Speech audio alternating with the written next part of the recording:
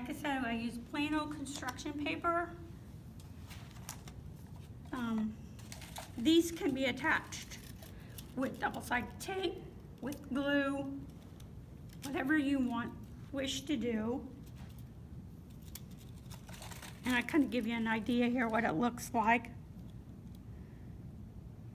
with the flowers on.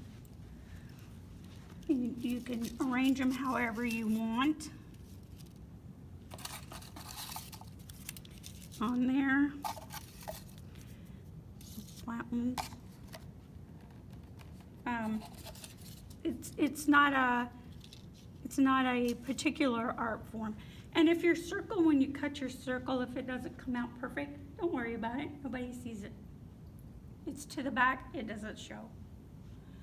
Or if you would prefer, you can do a bow, and this is done with a regular twisty tie and plain ribbon. And then I stick my twisty tie in the straw, and that holds it on.